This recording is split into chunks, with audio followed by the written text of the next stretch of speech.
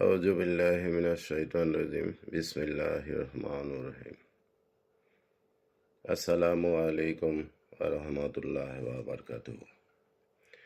এইমাত্র পাওয়া কিছু তথ্যে বেশ কিছু গুরুত্বপূর্ণ দিক চ্যানেল ইউথ টিভির পক্ষ থেকে আমার নিকট এসে পৌঁছেছে, যা অবহিত করার জন্য সমগ্র বিশ্ববাসীকে আমি অভিনন্দন জানাচ্ছি। অত্যন্ত পরিতাপ এবং দুঃখের সাথে আমাকে জানাতে হচ্ছে যে প্রকৃত অর্থে ধর্ম বিশেষজ্ঞ এবং ধর্ম বিশ্লেষকরা বিভিন্নভাবে পর্যালোচনা করে এই সিদ্ধান্তে তারা উপনীত হয়েছেন যে এ যুদ্ধটি মূলত একটি ধর্ম বিশ্বযুদ্ধ। অর্থাৎ যুদ্ধটা একাধারে যেমনি বিশ্বযুদ্ধ হিসাবে পরিচিত লাভ করবে, ঠিক একইভাবে এটা একটা ধর্মযুদ্ধ হিসাবেও পরিচিত লাভ করবে। বরাবরই পৃথিবীর অবস্থা এমন একটা পরিস্থিতির মধ্যে বর্তমান ছিল। পৃথিবীর সৃষ্টির প্রারম্ভ থেকেই মানুষ এবং অন্যান্য সৃষ্টির মধ্যে দুটি ধারা বর্তমান ছিল। এক দলের মানুষ ছিল যারা সত্য, পবিত্র এবং নিষ্ঠা এই সমস্ত গুণগুলির মধ্যে নিজেদেরকে পরিচালিত করতে পছন্দ করত। আর একটা দল ছিল যারা ছিল স্বেচ্ছাচার, বিভিন্ন বিশৃঙ্খলা এবং নিজেদের শক্তি এবং বাহুবলকে প্রতিষ্ঠা করার জন্য সর্বসময়ের জন্য তারা ঈশ্বরের প্রদত্ত বিধানকে সবসময় উপেক্ষা করে চলত এবং তাহারা নিজেদের ব্যক্তিগত মতামত এবং নিজেদের স্বেচ্ছাচারিতাকেই বেশি প্রাধান্য দিত। আর এই সমস্ত কারণকে সবসময় ঈশ্বর অপছন্দ করতেন। এটা প্রকৃতপক্ষেই সত্য যে ঈশ্বর এক, অদ্বিতীয় এবং তাহার কোনোই শরিক নাই। সকল ধর্মমত বিশ্লেষণ করে সকল ধর্মতাত্ত্বিক এবং সকল ধর্ম বিশারদগণ এই সিদ্ধান্তে উপনীত হয়েছেন যে বিশ্ব বর্তমানে দুই ভাগে বিভক্ত হয়ে গিয়েছে। এক দলে আছেন ওই সমস্ত বিশ্বাসী গোষ্ঠী যারা ঐশ্বরিকভাবে ঈশ্বরকে এক এবং অদ্বিতীয় মানেন এবং তাহার সমস্ত বিধানকেই তাহারা বিশ্বাস বলে গণ্য করেন।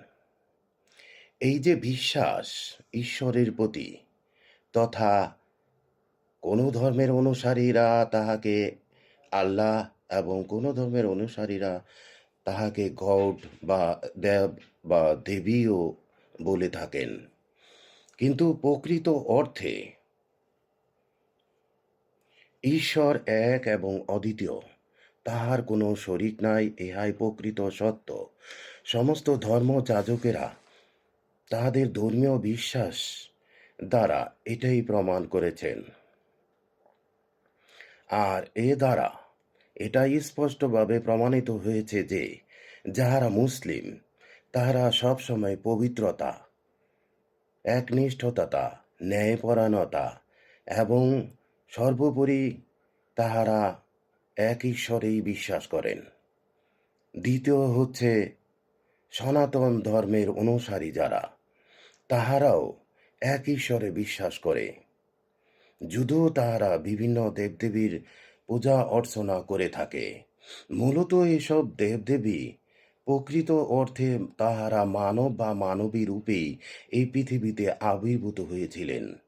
সচ্চরিত্রতার কারণেই সনাতন ধর্মের লোকেরা এই সমস্ত দেবদেবীর পূজা অর্চনা করে থাকেন, অর্থাৎ তাদেরকে মান্য করে থাকেন মাত্র। প্রকৃত অর্থে সনাতন ধর্মের লোকেরা এক ঈশ্বরেই বিশ্বাস করেন।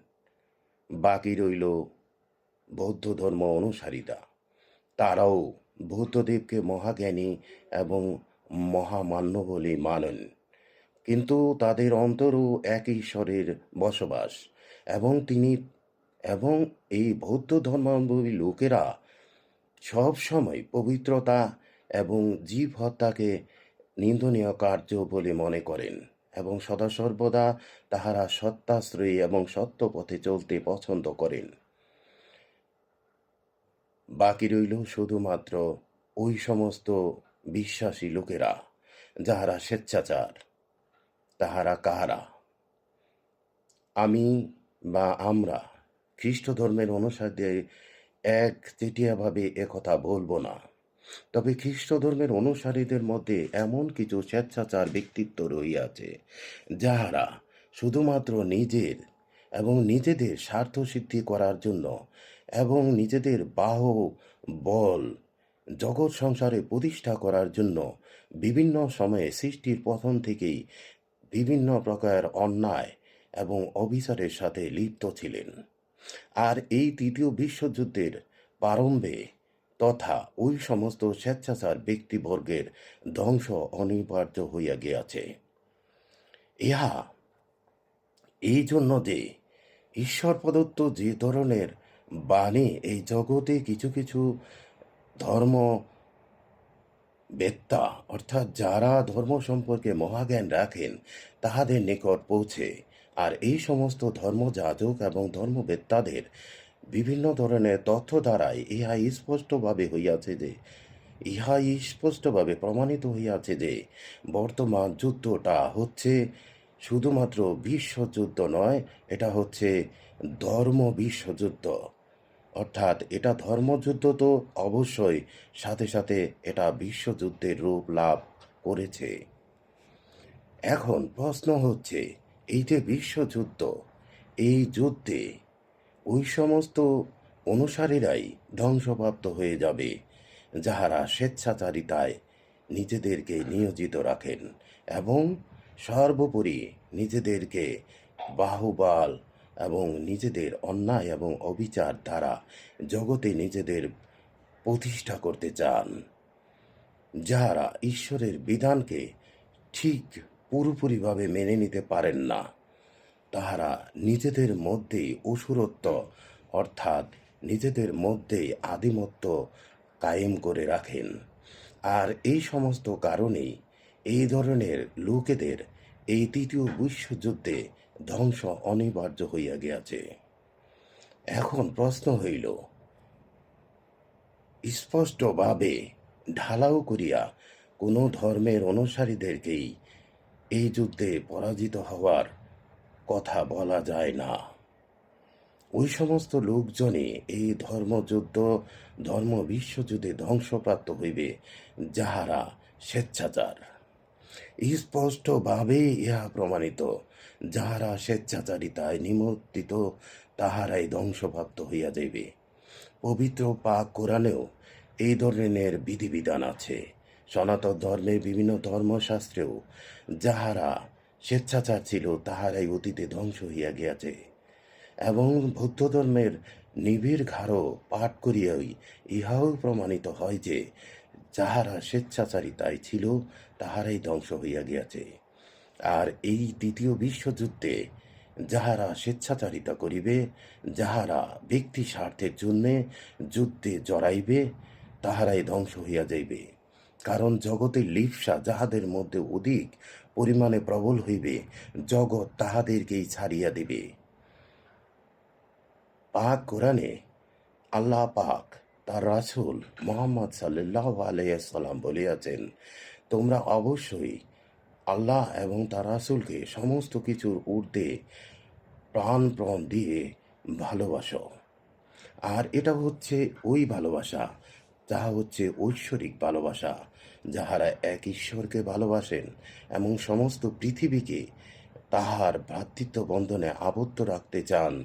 যাহারা কলহ বিবাদ অপছন্দ করেন, তারাই ওই গোষ্ঠী, এবং ওই গোষ্ঠীকেই পরম ঈশ্বর জীবিত রাখবেন।